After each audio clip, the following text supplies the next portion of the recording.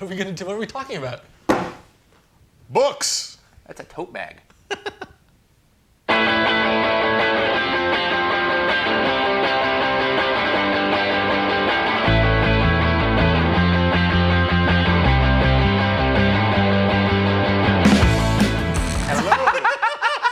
That always makes us laugh. This is iFanboy, the video podcast for the comic book discussion site iFanboy.com. I am Connor. This is Josh. And this is... I am Ron. And this week, we're going a little off the cuff, okay? Clearly. We got a little, I've set up a little game for us to play with the comic books. Is this one of the keys again? No, the girls aren't here yet. A lot of times, comic book fans are very opinionated. I really love the X-Men, you really love Batman, that sort of thing. We're also very opinionated about the books we don't like. I will single-handedly dismiss an entire line of comic books for really no reason other than I just don't like the look of it. And we often don't really That never translates to the rest of your life either. Not at all, yeah, exactly. But so what we're going to do this week is we're going to try to challenge some of our preconceived notions or our prejudices. I've got a bag here full of a bunch of books that I had each of you select some of the titles as well as I selected, and each book in here represents a comic book that we thought one of the others wouldn't like. So what we're going to do is we're going to take turns, going to pick a book from the bag. If it's a book you put in, then you have to identify who you want to read it, and you have to convince us to read it.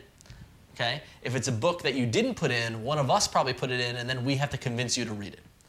Okay? Okay. It's a fun game. You ready to It play a sounds fun like it's game? going to be awesome. It's going to be so much fun, so I'm going to shake the bag up. Connor's going to close his eyes, and he's going to pick the first book. Oh, goody. It's Strangers in Paradise. So why this is funny is because, do you like Strangers in Paradise? I don't actively dislike it. I'm indifferent. How many did you read? I read the first two trade Wait a paperbacks. minute. Which one is that one? 3. So tell us why you didn't read beyond the first and the second trade paperback. I did not read beyond the first, and this was like 5 years ago. So what? I didn't find that I connected with the story or the characters in a way deep enough for me to continue reading. Okay. It was good. The art is clearly good. I mean, Terry Moore is great, so that's not the problem.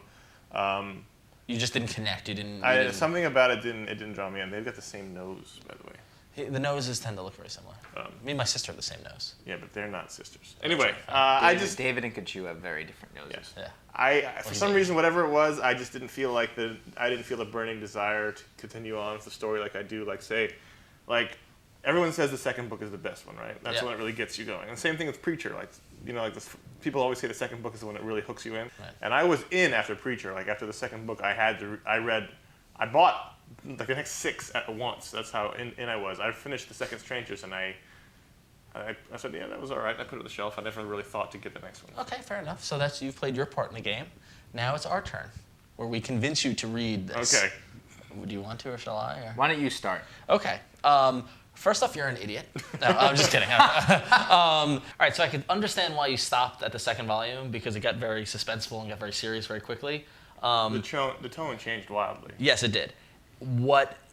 This third volume was actually the volume that I actually caught up, that I got on board with. I started buying issues with the stories that reflected in this volume, and there are the beginning of the perfect balance of this comic that continues through the rest of the series, of the lighthearted kind of comic-y moments and the kind of serious drama kind of that thrusts through the story. I think that if you read this, maybe if you go back and read the second one and then read this, you'll get that kind of breath of fresh air. And I think the momentum for the book really starts with this one, and then the fourth one after this one as well. Josh, you have anything to add? I think you've got it about right. I have to remember where it changed over. But I think that when you look at the early issues, you can see the difference in them. And this is, like you say, this is the one, this to me looks like the book looked at the end. Yeah. He hit his stride, as it were. And you start to get to know these characters a little better, and you see, I don't remember where exactly the conspiracy, like there's that whole other side of. That's after this. After this, whole, Kachu's past, that all starts. Yep.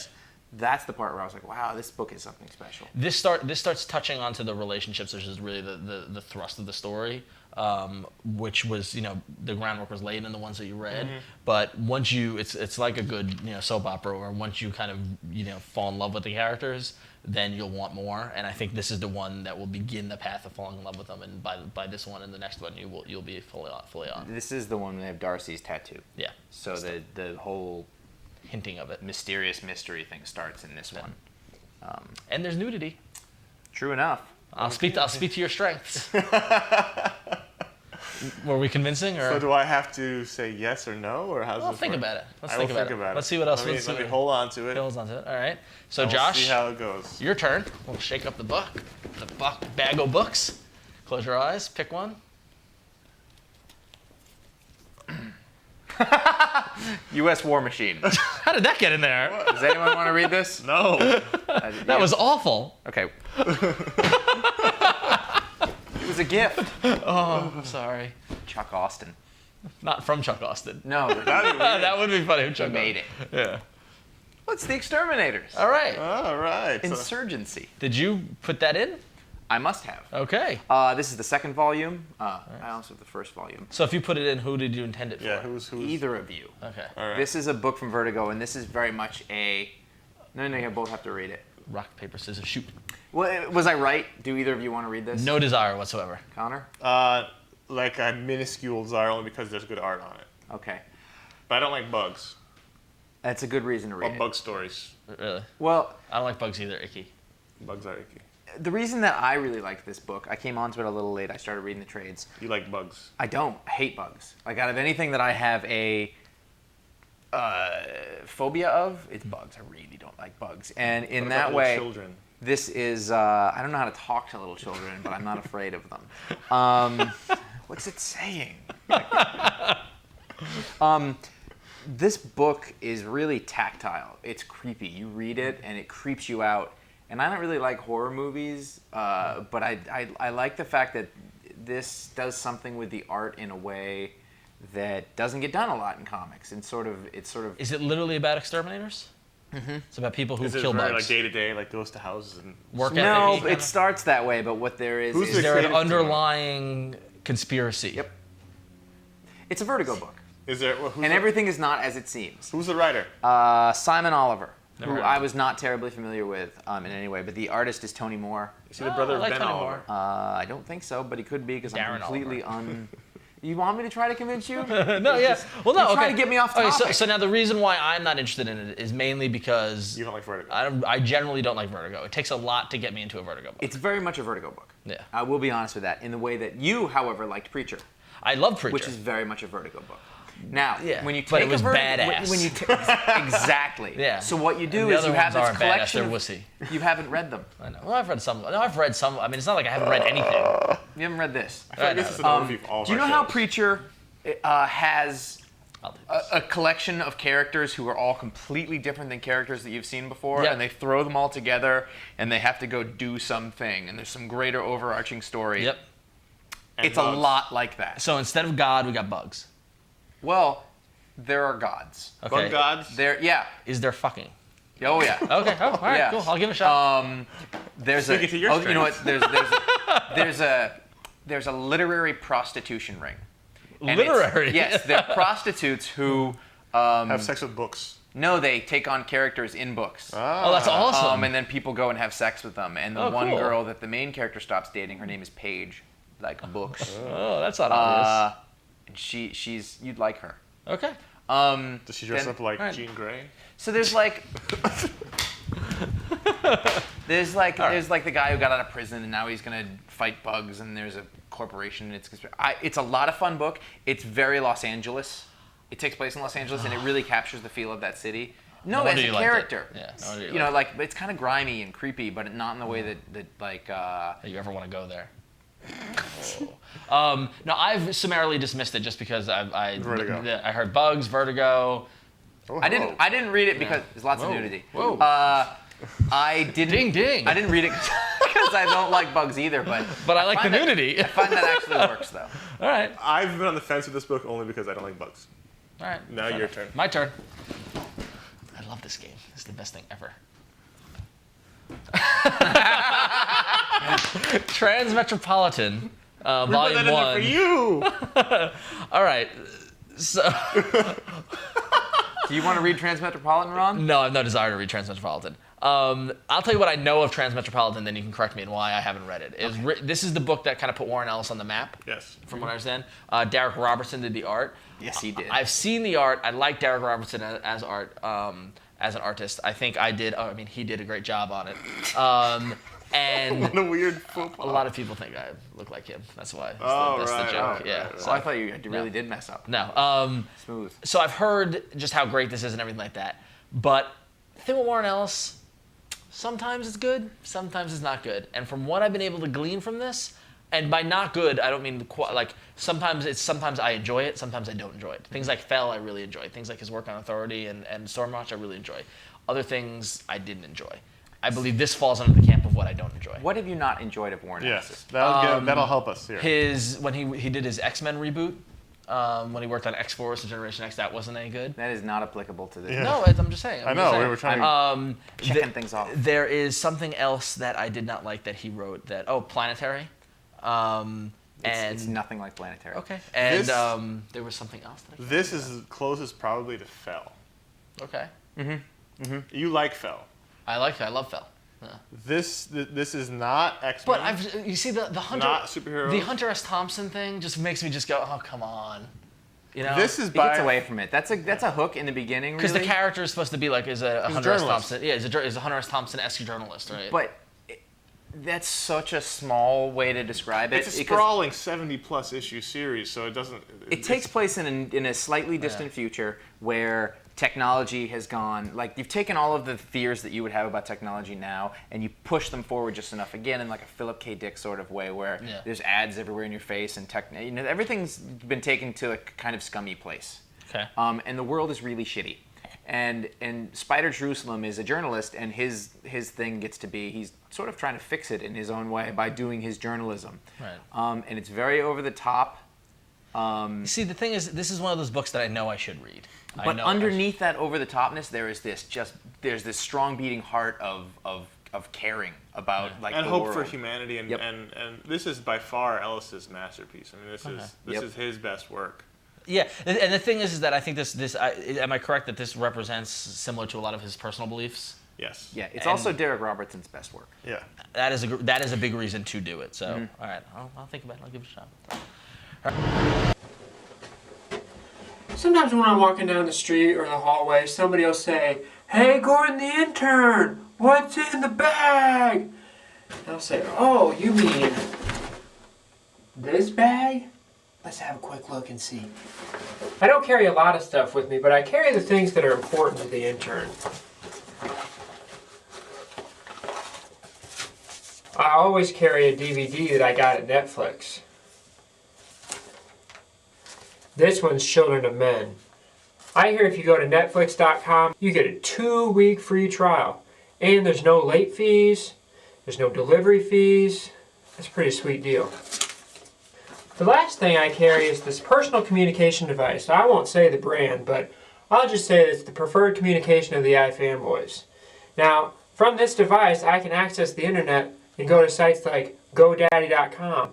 And GoDaddy.com, coupon code iFanboy, I can get 10% off my purchases. So that gets me domain names, all that kind of stuff. It's a pretty good deal.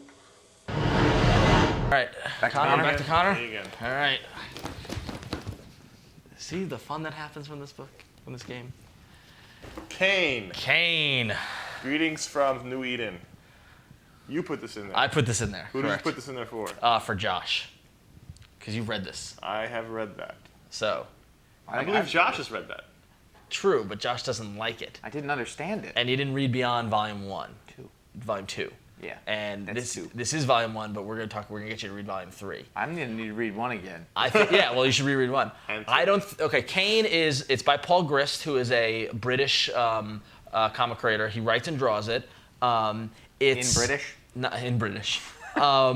It is a police-based story. Kane Procedural. is procedural police drama. Kane is a detective that's got a lot of baggage, a lot of history, and he returns to the force. He gets a new partner, and shit just starts to happen. Can I interject for a second? Sure. You love this book. I love this book. Yeah. It's fascinating because you hate these TV shows. I hate the TV shows. But you love the book, and this is Yes. almost exactly like most of the TV shows. Well, because Except it doesn't make sense. well, because the thing is. There's different actors and their roles in the TV shows. Whereas they don't just take No, the same actor. the thing put is their face on this different isn't this isn't like CSI though or anything like that. Like it's not procedural because there's a certain the art style is cartoony and there's a certain amount of when you said it doesn't make sense, there's a certain amount of kind of whimsy to it where you know that this isn't real, this isn't realistic.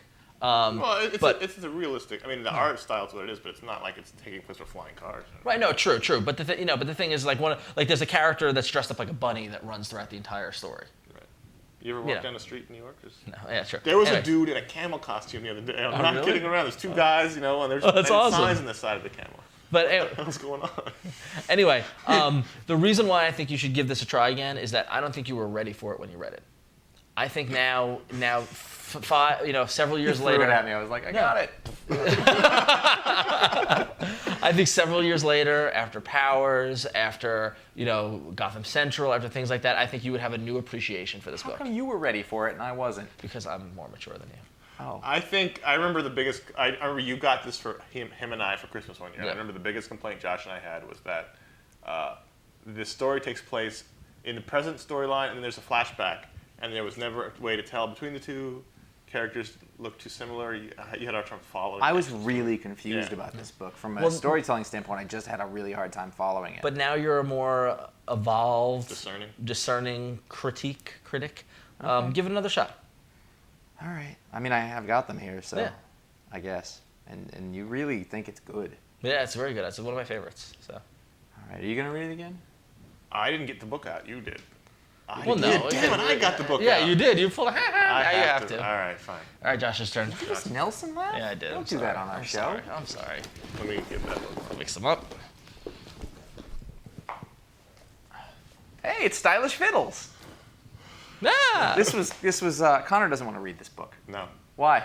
this title is stupid. I have to agree with him there. I hate the title. I hate the word Fiddles, yeah, and I won't associate with anyone that uses it. I feel You know what? I bad. have no idea why it's called that. No I idea, don't yeah. remember that. That's even worse. Yeah. Let me ask you, do you like the Jeffrey Brown books? Yes. I don't know where you're going. Listen, I have a very easy solution for you. Just give me a copy with the title taped over, because I have said that I'm interested in the subject matter. I just can't get past the title of the book. Okay. So just ignore the fucking title. It's on the cover. People gotta see me carrying a book with the word Vittles on it. Okay, we'll get you a book jacket. Can I just rip the cover off? Yeah, sure, go ahead. I picked this up at a comic convention. I was in San Diego from the guy who did it, and I literally just saw the work, and it resonated with me. I thought, that's going to be the kind of book that I'm going to like. It is... My period started. Well, it's Like the Legend of Billie Jean. kind of an autobio book. I don't know if it's Are you directly... now God? It's me, Margaret. It's kind of an autobio book in that, like, it's about a guy falling in Is love it in his? college. Is it his life and everything? You, It's his I know. I college- can sell. We can sell. I know how to sell Okay. about it. What was your favorite time of life? Right now. No. No, What? this what is very no. minor. If you can go back to College. Yes, This exactly. is about falling in love in college and, like, that kind of stuff. All right, fine. I'm reading it. It was easy. My turn. I told you, it's just a damn title. I don't have a problem with the subject. All right, we'll get you some duct tape and you'll be fine. For years, it's always been the title. Casanova. The whole bag goes up. The whole Casanova. thing comes apart. I put this in because I know both of you don't want to read this, so this could apply to either of you. Casanova is by Matt Fraction and Gabriel Ba. It's released by Image Comics. This is the hardcover edition. The monthly comic book comes out. It's similar to Fell in that it's the smaller, cheaper kind of 16-page kind of story type thing. It's about a secret agent, and it's a very kind of postmodern world that borrows admittedly a lot from Marvel Comics in terms of S.H.I.E.L.D. and things. This is a spy organization and multiple universes, that sort of thing. I really dismissed it for the same reasons I think that you guys did, and I gave it a shot, and it was pretty good. It was good. I enjoyed it. Casanova, I've read, is one of the more polarizing books. People either love it. I've seen people put it like my favorite book is Casanova, Yep. and love it. Other people can't stand it. You have not yet convinced me that. Yeah, you're gonna lose this one. Gabriel Ba's art is really good. Okay. And the story I felt was similar to a snowball rolling down a hill. That when it started, I was like, okay, I don't really see what's going on here, whatever. As it gains momentum, stuff like that, by the end of it, I couldn't put it down. I read the first issue of this. I bought it. I gave it a shot. I was confused as hell in the first issue. I wasn't confused. Yeah. I was just annoyed. Yeah. It spent a lot of time trying to be hip and cool, and I felt like I was watching a Britpop singer from 1993 be really cool. And it was like, and it's a little of what Matt Fraction does, and I don't like everything he does because of that. And it's not bad, it's just not for me. It's just like, here's a big wacky concept. You see, the thing is that I think that overshadows the universe that he's built with this. And basically what you've got this family of where Casanova, he's got a father who runs the SHIELD organization. He's got a sister who's also a spy. And then he's got his mother, who he discovers who he was separated from, who's ill, who he takes care of, and he's trying to keep his father from, and this kind of familial kind of relations. Mm-hmm. And you're right, there's that little kind of hipness kind of factor, and then there's also kind of breaking through a fourth wall kind of aspect where, like, at some points, Eric Stevenson, the executive editor of Image, pops in and explains, kind of sums it up where we've been, kind of catches the reader up from issue to issue. It's almost... One of the reasons why I liked it was because it reminded me a lot of the kind of Jack Kirby 70s kind of thing, taken 30 years down the road, taking to now. And you're giving me that, like... You haven't said anything yet.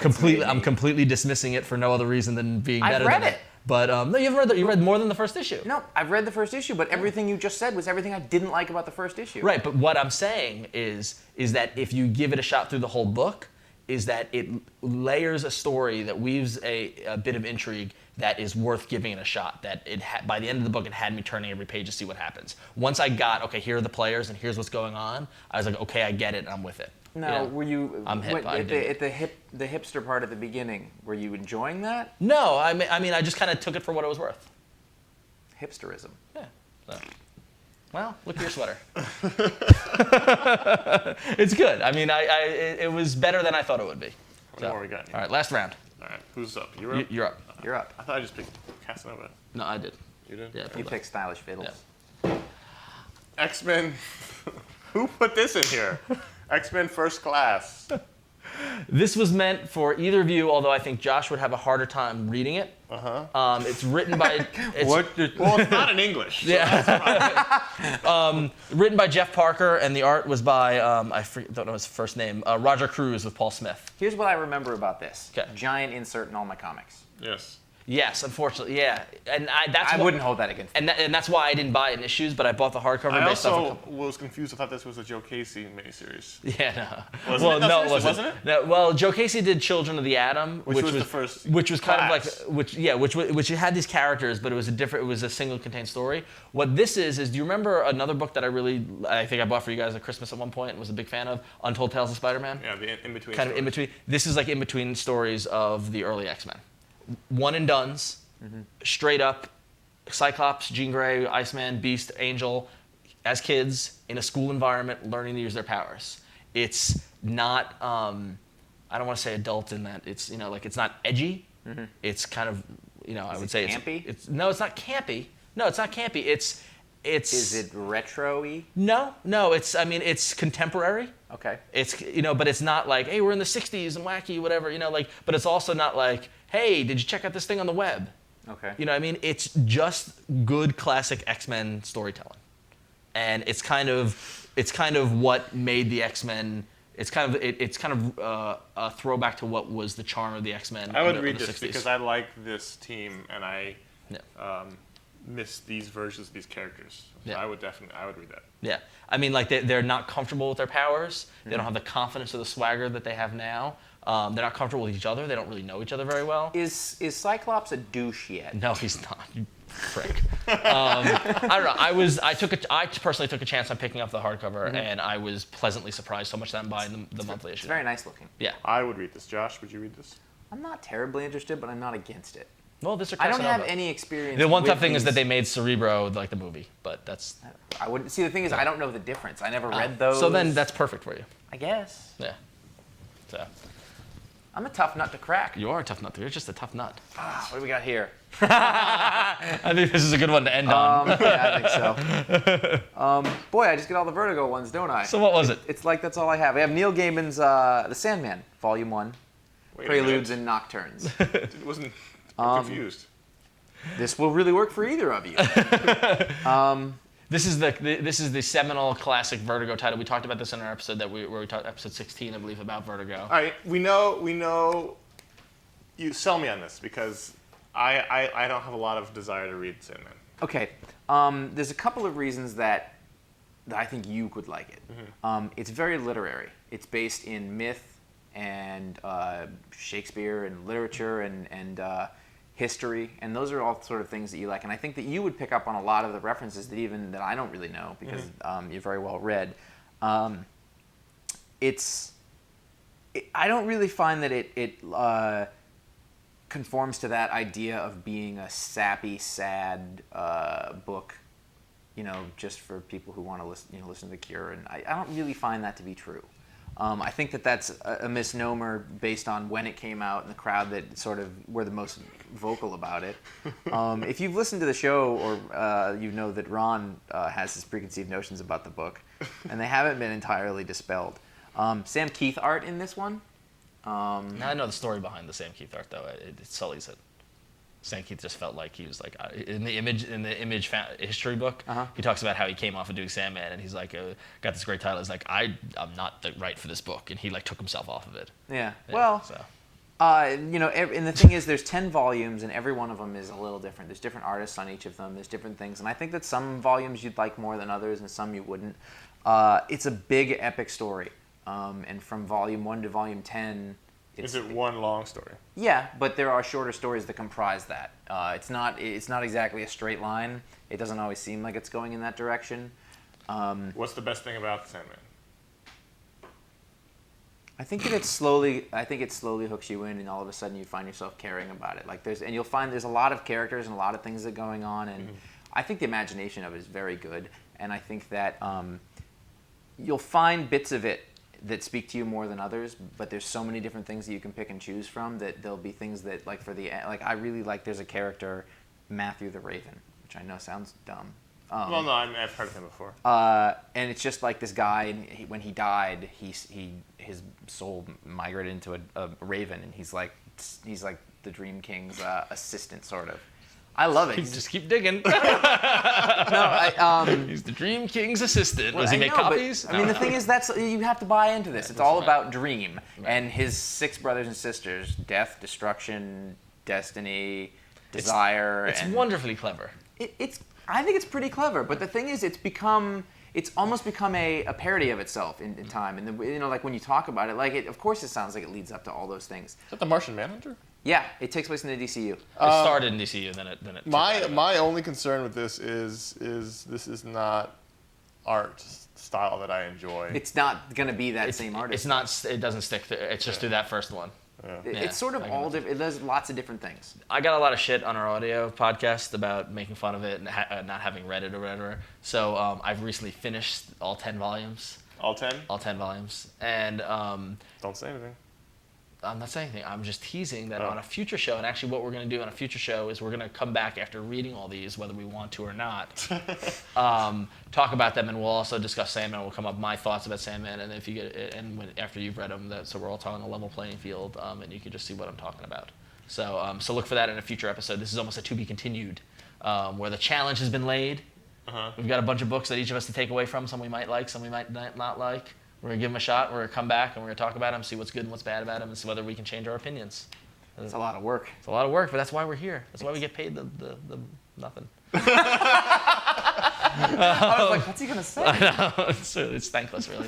So anyway, that's we're going to wrap up this fun little game time. I hope you guys enjoyed playing my game. Yeah, that was fantastic. Beware the tote bag. So if you have any recommendations of books that we didn't talk about that maybe we should throw in the tote bag for the next time we do this, there will be a next time. You can email us at contact@ifanboy.com, or you can leave us a voicemail at 1-888-FANBOYS at 1-888-326-2697. I can't imagine that you won't have comments about this. So you can go to www.ifanboy.com. Where there'll be a post up for this show, and then there's other discussions and things that go on there. There's also revision3.com/ifanboy, and there's a link to the Revision 3 forums, which are another place where iFanboy discussions are going on. Just direct all the Sandman comments this way. Yeah. To Ron. Please. We've heard it all. Go put your eye makeup on. And we have, you may not know this, but we have t-shirts, iFanboy t-shirts. And if you want to get some of those, they're at jinx.com/iFanboy. They say iFanboy across the front. It's quite handsome. Cool. A little blue. Nice. We And, use Why aren't you wearing yours? Because. Is it cool? Is it not cool to wear your own shirt on your own show? No, you can't. Generally not. All right. Intern on the back. And also, you can't be an It says intern. intern on the back, so yeah, we're elevated joke beyond now? intern. What? It's an Intern on the back. Yeah, it actually comes with an intern that sits on your shoulder. Like Jiminy Cricket. Yeah, or Matthew the Raven. He's an I intern. like the character. There's nothing wrong with that. Merv Pumpkinhead. Come on. You gotta like Merv Pumpkinhead. You see, but the thing is that there are characters in Casanova I like too. There actually are. Different strokes to rule the world. What you talking about, Josh? We'll see you next time. We're putting the camera down and looking despondent. looking angrily annoyed. It wasn't despondent. It was more like, I hate you guys, and I hate this job, and I hate my life. Fucking kill me.